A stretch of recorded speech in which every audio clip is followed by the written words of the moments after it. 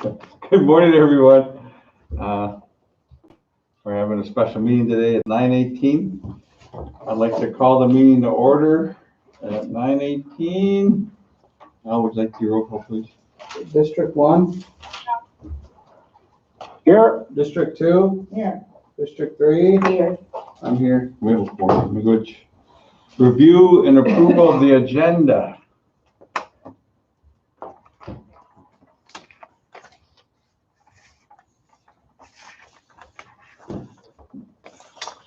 I guess one of the items I wanted to bring up, and I gave Al a little heads up that I want to talk about I-65 and the revised I-65, and I think that's something that we need our membership to be a part of. I know we have some questions out there that are floating around, and especially and this ain't pertaining just to Alan, but I mean this is for all future stuff, is like on election stuff, and when it comes to our federal and state and also our tribal elections, is that, we're not here to deter anyone or to, but I think it'd be nice if we had something in place, because we're all kind of going into the, like a cloudy area. If, Alan wins, he has a good chance of winning that what would be the scenarios. And I think if we handle it today and take care of something, not handle it, but put it out for public comment, see what people want, what maybe could be some of the solutions out there.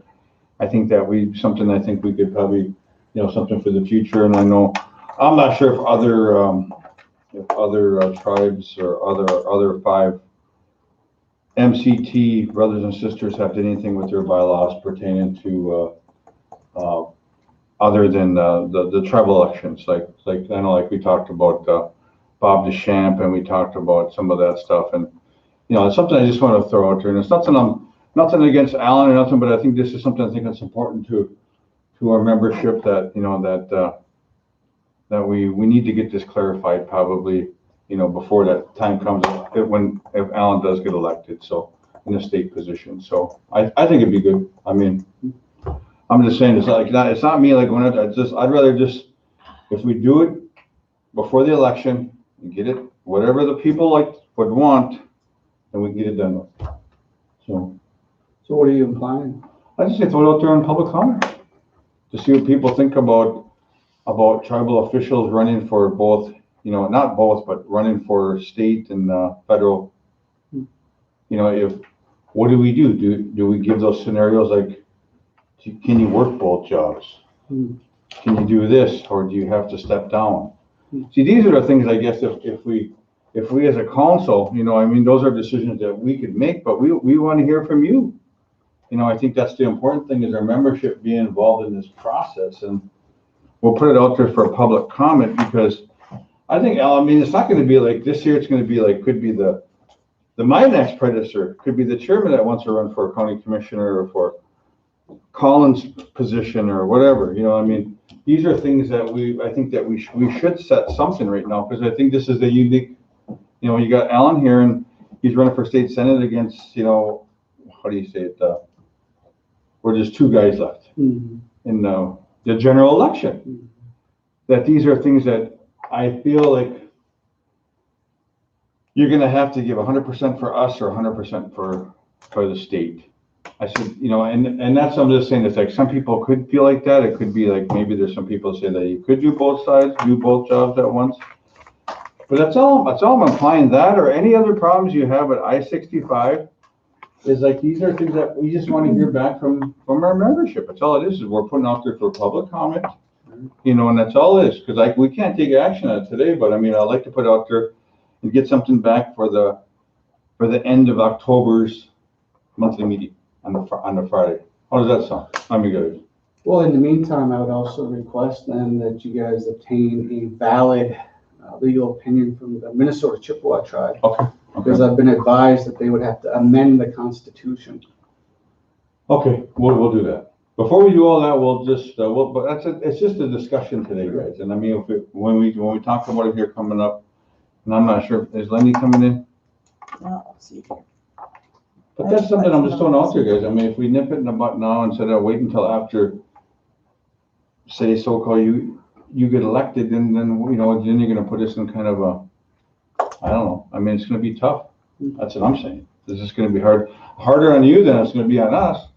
Well, I'd like it clarified though too, Mr. Yeah, Chairman, because okay. then we know, you know. Yeah, but I thought you brought it up to the MCT, and they said there was no. Well, I think it's in our bylaws. It's in the bylaws it's I-65, that's where it's at. It's not in the Oh, is it? Constitution, it's in, Also, the Constitution doesn't count then. but I'm just saying, the bylaws are part of the Constitution. But we'll get that clarified. We're gonna clarify, I'm not gonna sit there and speculate and say stuff that I don't know. We'll have Lenny or get Phil Brodeen or get a letter from one of those guys that this is probably the road. And I think the other tribes out there might wanna know too, you know, who knows if Mille Lacs or Grand Portage or Fond du Lac or, you know, Boise Fort wants to know too, so. Okay. But that's something I'm just throwing out there right now, and I think I think it'd be easier for you, you know, what happens if something happens and what the people want, and I think it's all. So I just want to clarify something then. So this would be, this clarification that you're asking for would supplement the vote of the people. It would replace the vote of the people. So if the people vote for me to be a secretary treasurer, Yeah. this legal action that you're pursuing would nullify that vote. Well, it's not legal, it's just we're putting it out there for public comment. And what it also does, it basically takes their voice away. It's Well, I not, don't know, because both of them had a second job. And Chip gave him the option. It's one of the others, but not both. And he was only district, I mean, it wasn't like, and same with John Purcell, you know, when I was going to college over here, when John was a state rep, he worked part-time for the tribe, and, you know, when he had to go down to St. Paul, he had to go on leave of absence from his job, you know. So, Well, wasn't it in the 70s before these positions were funded by casinos, that they would show up to the regular meeting, which is constitutionally mandated? Yeah, Isn't that how it was? Well, we'll have to get like an opinion from Phil, I think. Oh. That's what we'll probably do, is I'll reach out to Phil and ask him, like, you know, where if that's an I-65, if we, I don't know, but I'd like to see us do some type of public comment anyways, and then, but between then and now, we will, Well, I think the public comment would be the vote on November 3rd. Has it ever been done before where somebody in this position, you know, got elected in Senate or something? Anywhere? So, well, I know, well, it's backwards up in Grand Portage where Bob was the county commissioner, and he got elected chairman. He resigned county commissioner and took the chairman position, but it's different. But Alan's in the flip-flop. Yeah. He's already elected official, but he's going after a public state senate position for the Mr. Chairman, if I may? Yeah, Mr. Chair, you know, if you look down in Mille Lacs, Melanie Benjamin sits on at least 4 or 5 other boards down there, and she just recently got elected onto another board. So, and she's the chairman down there, and she sits on about 5 or 6 other boards besides being chairman or chairwoman. And it don't seem to affect her job. well, we'll just get something from Phil. Yeah, where do we draw the line? Well, I'm just saying, Al, if we take care of it today, and I'm not saying we can do public comment till whenever, but I'm just saying that we're gonna have to do something for the future, I think, for us, you know. I understand. You know what I mean? So I mean, it's easier, you're gonna have Or- to choose, you know, and I hate to put it like that, but those are things, because our people, you know, when it comes to say the scenarios of win or lose, and if you win, you're gonna put us in like a predicament, because how much time are you gonna give us? You know, we all came on as 100% to our people, then when you come on, so you're gonna have a really hard decision, because you have the constituents in this whole district too. Is it District 2? Yeah, but like I'm saying before, is under the Constitution, prior to gaming, these positions were not fully funded positions. These, you had people that had full-time jobs, and they would show up and they'd do their duty. And they never got paid for it either. and yeah, Who said I wanted to be paid? No, I'm just saying, but this is like back in the day. I mean, but I think that's what what I think you're gonna find from Phil, it's gonna be a matter of how is he gonna manage? Is he gonna be paid, or is he not gonna be paid? Is that the choice that's gonna happen here? What I'm saying is, if the legal requirement is for a tribal council member to show up to a regular meeting, right? That is the legal requirement. And they're opting out to receive pay between those two statutory meetings. There's no legal standard to remove a sitting council member under the Constitution. There's only two ways to do it, and that's not one way. Okay, well, we'll have Lenny and Phil look into this. You'll have to. Yeah, but that's something I just wanted to talk about today, because I know that we talked about it before, and I was just like, I think if we take care of it in a gentle way and let the people have their say on it, it's something. So, let me ask you this, then. Yeah. So if I'm gonna be legally removed, No. because what, if you play this out to the end, so if you amend the bylaws, this is what you're telling me. Alan, if we amend the bylaws, you'll be forced to choose, okay? So usually under other federal and state laws, it says, upon the swearing in, it's automatic resignation of the previous office. Okay, that's how the laws are usually written, okay? So by me winning this office, and when I get sworn in, it would be considered what the path that you're heading down would be. It'd be automatic resignation. Now, the problem with it is there's only two ways you can remove a council member under our Constitution. There's only two ways, and ascension to another office is not one of them. And I think, like, removal, I don't think it fits into the removal process. I think, to me, it's if we, I don't know, I'm not talking, let's just have Phil and let's have Lenny do their due diligence. Let's see what they figure out. Maybe next week's meeting, we'll bring it back. But I mean. Oh, that's what I was trying to get at. Okay, that's what I was trying to get at. I almost forgot. So with Red Lake and these other bands stepping forward for DFL candidates, can I schedule a time as a candidate to come to the RBC and seek your endorsement? Well, I guess it's up to the council, I guess. I mean, that's something that, I mean, already as elected officials, it might could be like, you already have it. You already won your election by your people. So do I have the endorsement of the wider tribal council? I mean, but then you. Is that what you're saying? No, for me now, that's something that God, now you put another tough question. Well, if you're telling me, Alan, we're trying to figure this out before you get elected, I want to know that I have your support if I am elected. I mean, I know we supported. Well, I think, Mr. Chairman, that we'll support whoever gets elected. You know, whether it's Alan or who you up against, Upkeep? You know? Oh, okay, you're gonna support whoever wins the election. Well, that's the way it's always been. I mean, like, look at you, like, if you weren't running, who would you support? If it was just him? Would you not support him and try to get his, you know? Okay. I wanna have a clear understanding. And I really don't support anyone at this point, so it's like, you know, I remain silent. So you don't support the DFL?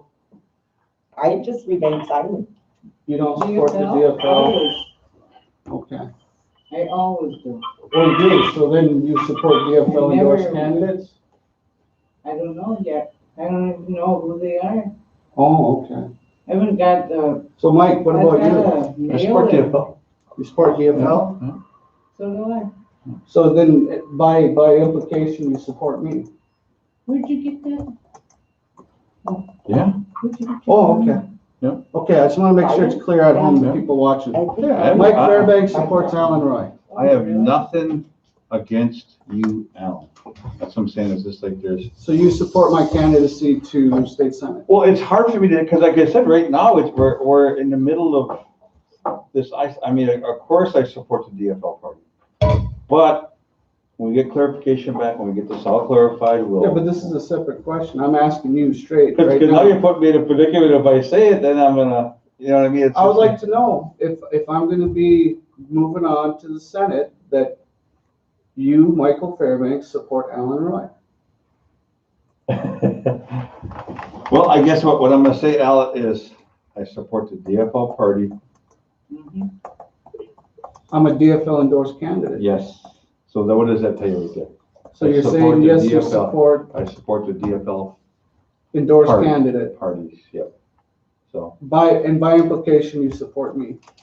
well, I guess if you're under that mark, I guess that's what I'm gonna have to say, is like I say that I support the DFL candidate.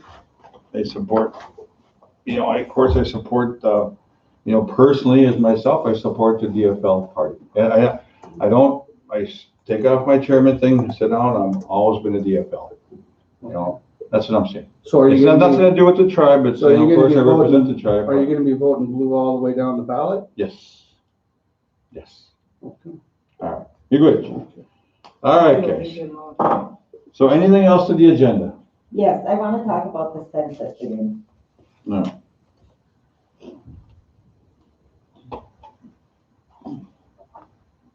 Anything else to add, anybody else? Okay. Doesn't matter how, for District 2, I went to the housing meeting yesterday, and, I have 7 selections. Merlin already picked 7 to get your house repaired. So I'm going through that list right now that I got yesterday, and, there wasn't time, I wanted 1 home in Waban, 1 home in, Noman, and 2 in Maniwash. And, he said there wasn't time, but he got all the stubs and finished it. And he's got 4 houses over in Maniwash. That's from the CARES Act. And, yeah, you're the other RTC there. Other than that, I want to get moving on that list. Get that taken care of. But right now, we are quiet. I know they did check on the dogs that are having a problem with. Yeah, that was one thing that I asked too, is did the rock show up and address the, And what do they call them, Curtis is- dangerous dogs? Yeah. there's quite a few. I was kind of surprised. I thought it was just pickles. But it's about 4 or 5 breeds, huh? Yeah. And so I was kind of worried about that, And what they used to just shoot them. On site. But now there's someone coming up and taking the dogs and finding homes for them. But there's a lot of them. That's, I know that's at least like, I think they tried to, what do they call them? Retrain them, fix them. So I know they're probably in their captive state as being stuck in the kennel or on a short leash, that they've been living that life that whole time. And it's traumatic for those dogs, and they become very mean and hostile. And the owners think that they're, like I had someone message me yesterday, say, well, let my dog run around at nighttime. And I was like, oh, and he goes, well, that dog protects our house and our family. Then what do you let it run around the housing for then, Because we had an incident with, in the towel wash where those 2 pit bulls attacked that young lady and almost killed her. So, I mean, Yeah.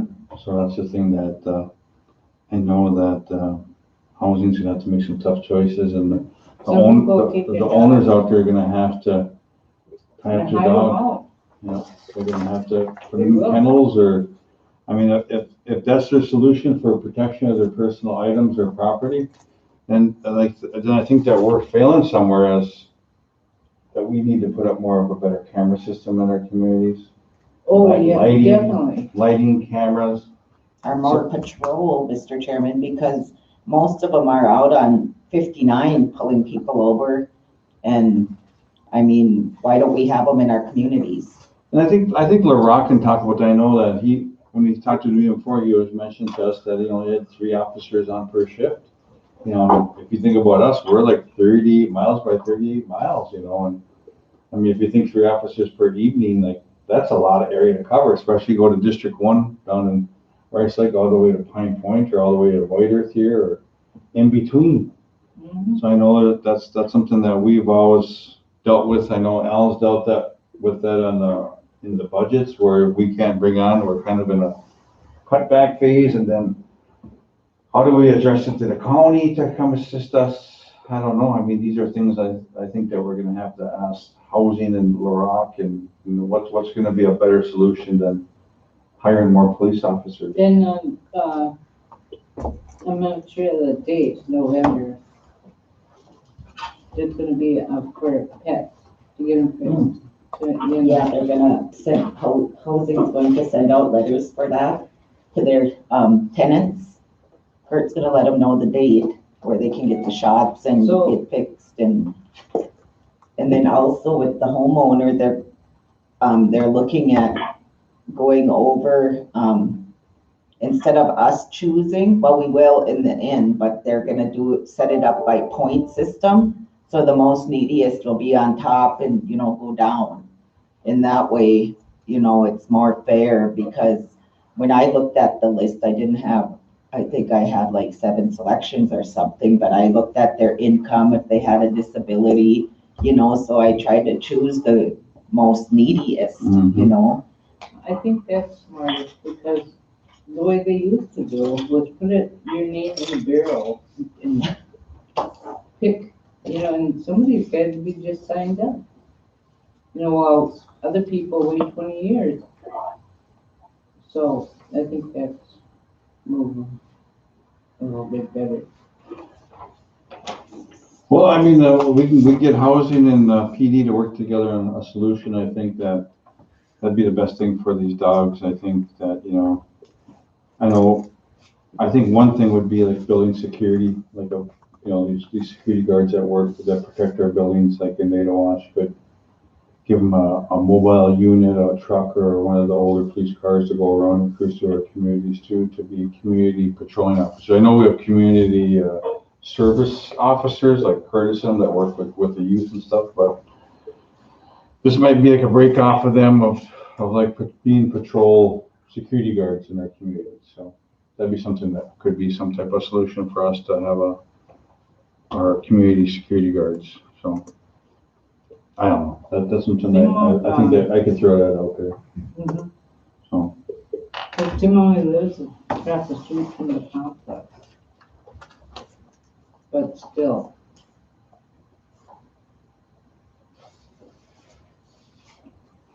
All right, anybody else to add anything else? Ray, you have anything to add down in your district? I do, Mr. Chair. I do. I'd like to know why our top 4 MODs haven't been hired back. We're back into stage 3 now, which is Doug Clark, Jeff Thompson, Al Upazard, Ray. Get no personal names. Yeah, we'll look into it, Ray. Don't say no names on TV. Well, you guys are sure, and I'm sorry I say that, but they're asking me what's going on. How come they're not getting hired back? Okay. I'll reach out to Scott and get an answer for you, okay? All right, thank you. And I'm sorry I violated HIPAA rules, but I mean, I'm getting hammered from these people, and I'm just, you know. Okay. And I think they should be brought back, because we did come into phase 3 here. Yep. Okay. All right, motion to approve the agenda. Motion. Motion by Kathy, second. Second. Second by Cheryl. All in favor? Well, No, good. Motion carries. Alright. We have no meeting minutes, so. Calendar, anything on the calendar coming up? I know we bumped over this part here. Just gonna check if everything started.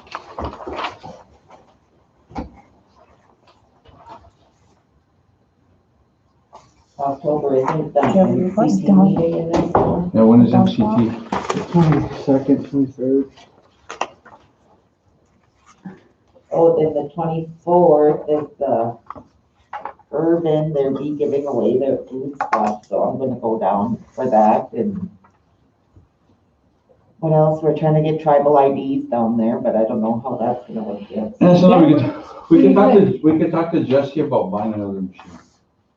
That was good.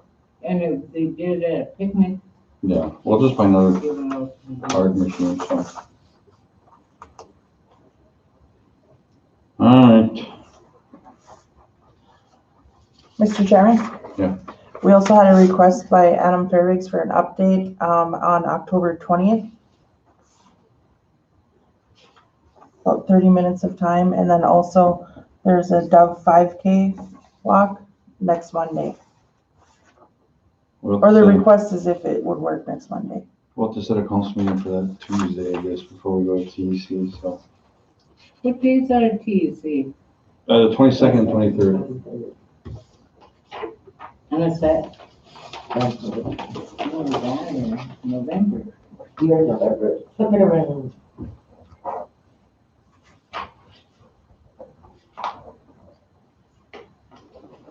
Alright, any, or, you gonna grab Jesse? Lori? I know with, Congress not, passing anything other than the CR last night, I know that we're gonna have to have like a spend out of the remaining funds. So that'll be something that we're gonna have to set up with Alan, cause we're gonna have to have Scott. And what's gonna be prioritized for. John was well sick also? Yeah, I got a video I'll show you guys too. But, are we ready? Okay, Jess, you're up. Okay. So, a while back, I talked with Alan and Scott about Laserfish and getting that implemented into our organization. To explain what Laserfish is, it's a document management system, but it also has another component where you can set up workflow.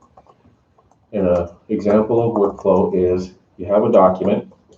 The example document would be a PAF. You put that all into digital format. It's tied to a database. You enter the information in. This would be a director or HR. It would be submitted, and it has an automatic approval workflow. So it goes to the next person in that workflow. They look at it, they can sign it digitally, and they can approve it, and then whoever's next, they can go through the process as well. Once everything's done and it's approved, it's not printed at all. So this is completely paperless. It's moved into the database to be pulled up at a later time whenever needed. We currently have Laserfish implemented. We purchased it, we pay for it annually, and we use that for a lot of the financial data. They get rid of paper that's all in digital format. HR uses it for all of our documents. They scan it in and they save it into the system. Going with the automation would remove that paper aspect for HR. Currently, child support has just signed a contract with them to come in, and they have so many documents they don't have room to store it all. So they're going to be importing all that into a digital format as well. And I think there's a couple things that they're building for them so that's useful for them. HR, NCOA, has been talking with them for a couple years, and a while back they agreed to do a test document, and I believe that was the PAF, but there was a few issues that came up, where it kind of got put off to the side. And those issues are, we need to integrate the HR system with our Active Directory, which is our login database where everybody's login is. So you have to have the name of the employee in the HR system, and it's synced with our password database, and it's the exact same name. So it passes back and forth. Because Laserfish uses security, it has to be synced. Part of the reason why that isn't synced right now is because we've been waiting to upgrade HR from Microy to GP's HR. Because if we implement it right now, we're doing all the work to integrate it with Microy, and we're going to have to do that all over again when we go with the HR for GP. We have, Mike had asked for Judy to get something together of all of our needs for IT recently to see if there's funding for that. And I believe the plan is to have all that this Friday. It's going to include Laserfish. It's going to have some cost proposals, and it's going to have a few of the other items that we need as far as like an intranet and some constituent-facing websites and stuff like that. So we'll have all the pricing and everything that's going to be included with all that, but Laserfish will be included. I'll say that Laserfish is probably the cheapest vendor we work with. They are a Mille Lacs Band of Ojibwe company, and they do really good work. As far as we're concerned, there's nobody that supports us better. So we think that Laserfish is a good fit. It's just moving forward with it, getting the systems in place for that to be implemented properly. I have a short. How much is it? Well, we right now, I think we pay annually about $15,000 to them for the licensing. We purchased all the software a while ago, so we have it all, but now we pay annually for licensing. This, if we implemented this for HR, it would probably bring an extra $5,000 or $6,000 annually on top of that for all the licensing, and that would include all the directors and tribal council members as well. But there's 6,000. yeah, annually. But also the cost of them doing the work to build the automation. So a simple form, they say usually takes them about 2 hours. And that right now their rate is at $150 an hour. So a document that our whole organization uses every day would cost $300 for them to make. And that's a simple form.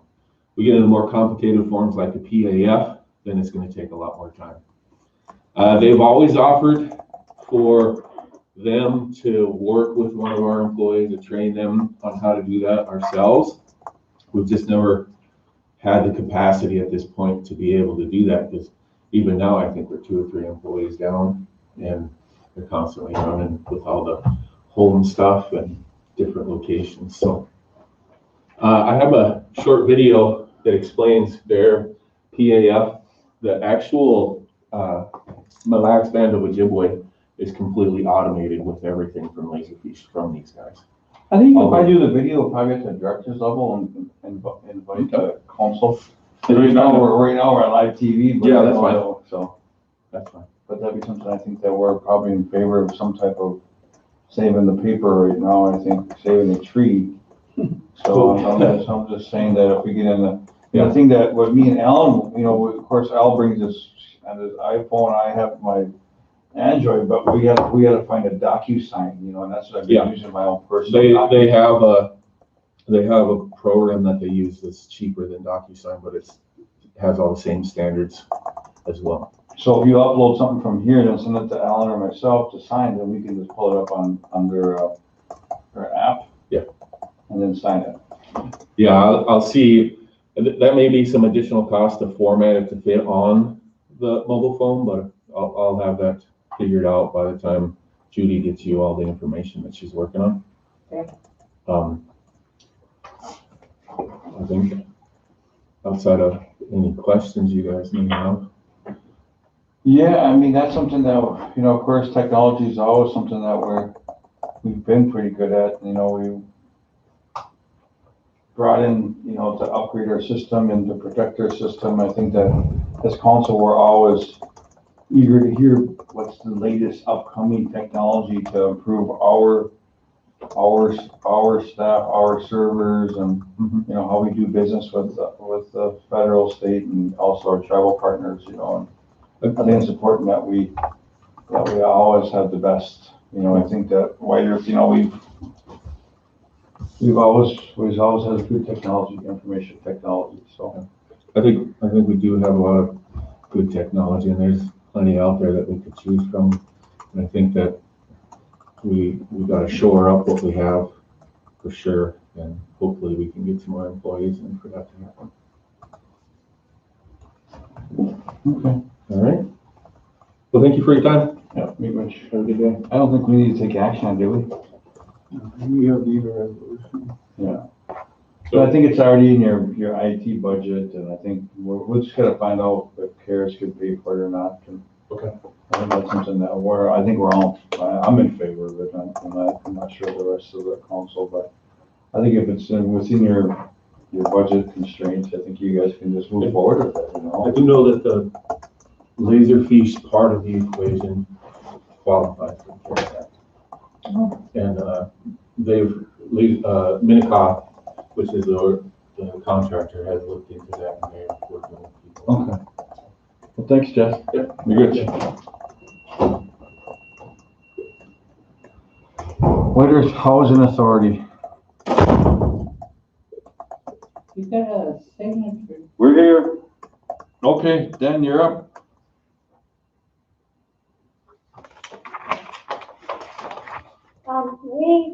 We had a conference call yesterday afternoon about 3:30 with Minnesota Housing Finance Agency on the Rice Lake Pine Bend project.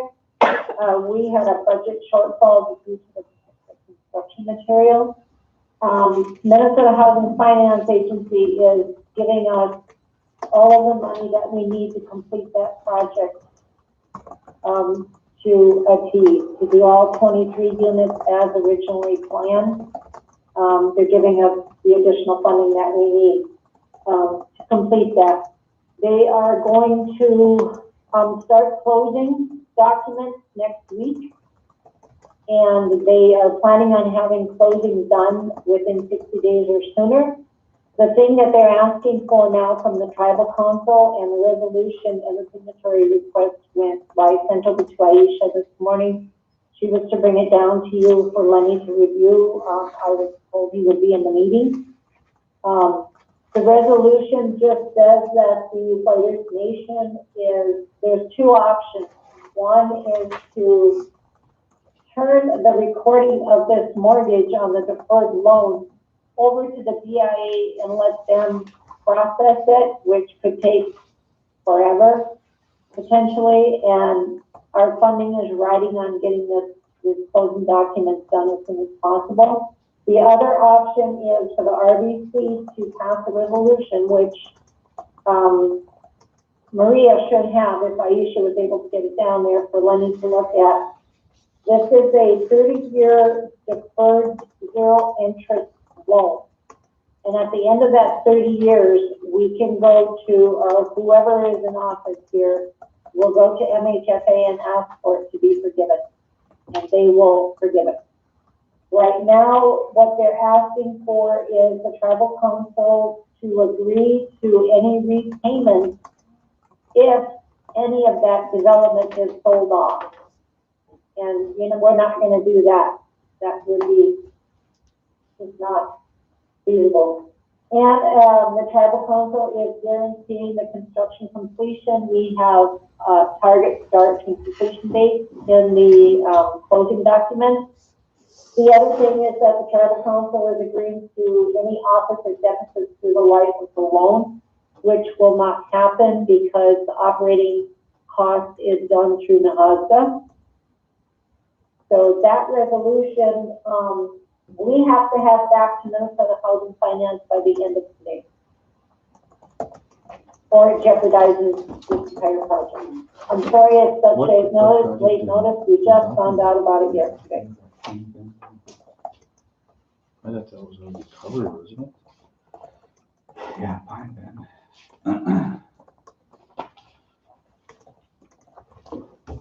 How much is the loan for, Virginia? With Minnesota Housing Finance, it will end up to be almost $3 million.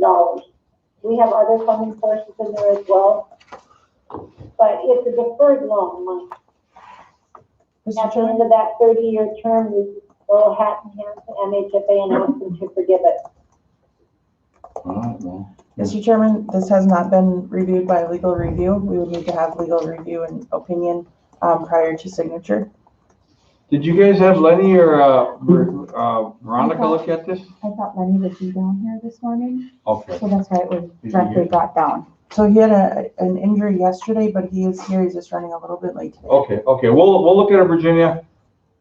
It's due tomorrow or today? Is it due today or tomorrow? We have to have it in today. Okay. All right. Virginia, Today at Minnesota Housing Finance. Virginia, is this only affecting the Rice Lake project? Is this only affecting? For those 23 units. Well, why all of a sudden this is coming up when almost 6 months ago you guys told me that this is all set up and it was going to. Now all of a sudden we're running into money problems. And, I mean, is these other districts all set up and ready to go, or? No, Raymond, no, you've got them mixed up. The one that you're talking about is the 4 units that are being brought into your district. This project is the 16,000 in Rice Lake. But there's also 4 units going in the later than District 3 and District 2, isn't there?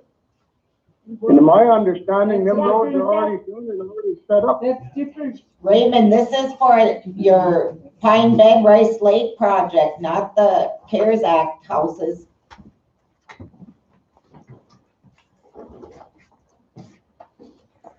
This is the Rice Lake Pine Bend Ray. Yeah, I know. Different project.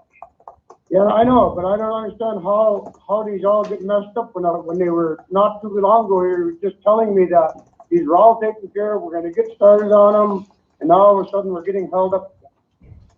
Seems like District 1 is always getting the short end of the stick. I'm sorry to say that.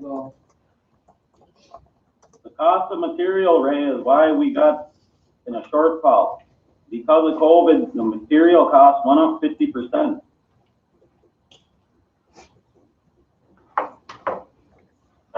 Ray, this is just giving us the extra money that we need to do the 19 units, the 19 houses in Rice Lake and the 4 in Pine Bend, those 23 houses. This has nothing to do with the CARES houses. I understand that now, I do. But I'm just saying, just about 6 months ago, you guys were telling me that this was all set up and ready to go. And now all of a sudden we're running into problems again. I don't understand how, when it comes to District 1, we gotta fight tooth and nail for whatever we want. But that's fine with me. I mean, it's up to the council, I guess. Well, it's a loan that's going to be forgiven. They won't have to pay it back, but they need to have it in today. And it's, I think it's a benefit for your area there. And with the prices of lumber going up, I can see that happening. I mean, I just looked at some stuff for my basement and it's really high. So I just thought, nah. So, the cost of lumber is going up, Ray. It's really bad right now because of COVID. This was all taken care of before. But before, the lumber didn't go up though. I mean, we come up short on the 19 houses that are getting fixed. We come up short on the 4 houses that are coming in. I don't understand, why is it our District 1 that gets put in the bind up here?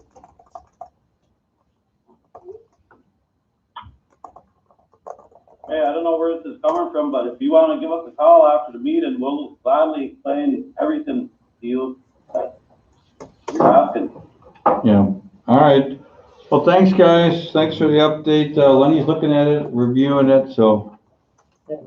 Yeah, I mean, it just has to be formatted, but the council can still approve it as is. I mean, it looks okay. It just needs to be formatted to the normal resolution format. Motion. Can I ask, when that has been done, Lenny, and the council has signed it, can that be emailed over here to Dennis or myself right away so we can forward it on to the state of Minnesota? Yes, Virginia, how did you submit this paperwork or this resolution? That resolution was prepared by a consultant that's been working on this project with us. Okay, do you have it in a And she did Word? that this morning. We didn't know until.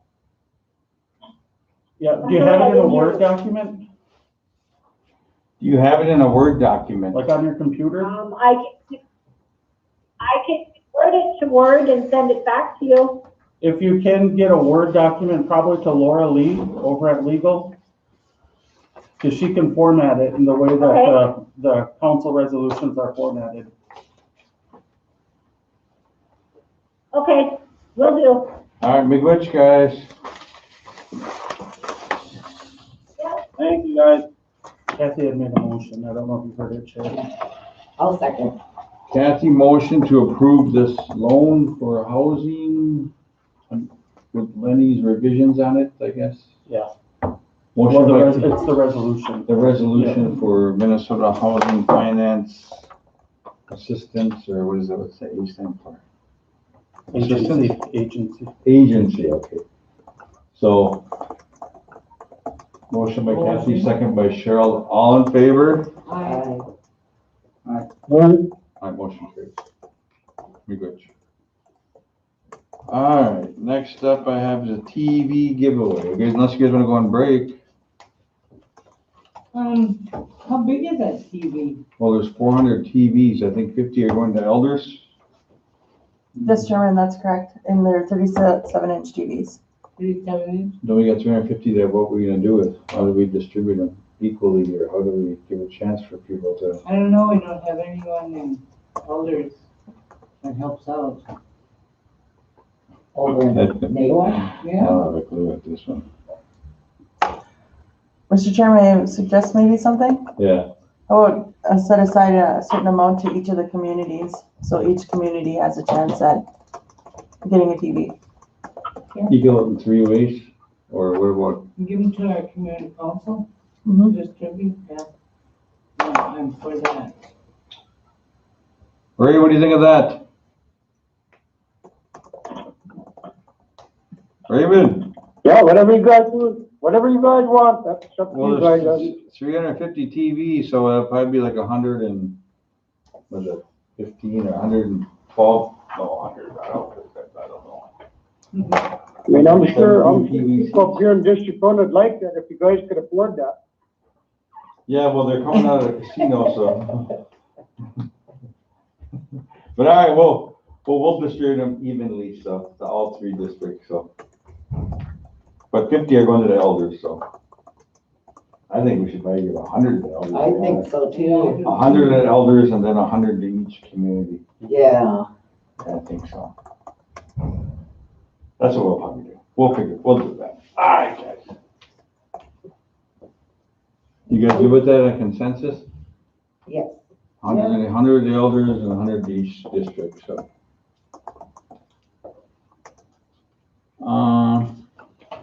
What do we have for signature request? We have one. Mr. Chairman, can we talk about the census? Yes, oh yeah, I'm sorry, honey, I had that on the bottom. I would like, for economic development or whoever is having one to get a push on that, you know, that's very important to us, so. I seen one where it had 100% participation, and that was awesome, you know, yeah. So we need, Oh, really? yeah, so it'd be nice if we can, you know, try to get something going on that. I've been telling people, But some of them don't have computers or anything, so it's hard for them to do it. I did it right on my phone myself. Plus we have so much like participation with our elders through elder nutrition and also through home health. I mean, all they have to do is just bring their Surface Pros and have them fill out right there and send it in. Yeah, with COVID. I mean, it's something that we should have a look at, those two agencies, nutrition and, home health, to get out to our elders and reach out to our communities, talk to the community councils, or do we engage everyone to get involved into the census, so. Maybe make some posters we could put around, Yeah, and with the website on or something. That would be nice. I'd like to go in some of our programs, according to the population. Really would. I think it's only fair. I don't know.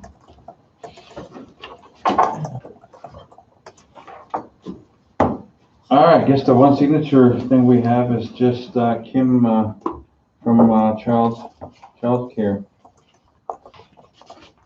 And this is for a District 2, Melissa Zima, licensed child care provider, requesting a variance for her child care license to meet the food program reimbursement for toddlers age group. Yeah, Mr. Chairman, the variance is just, she had it before for infants, but they moved into the toddler category. So I reviewed it and spoke with Kim yesterday, and it was approved. And I think there's another license in here too for Jamie Weigel, and both of those were reviewed and approved by legal.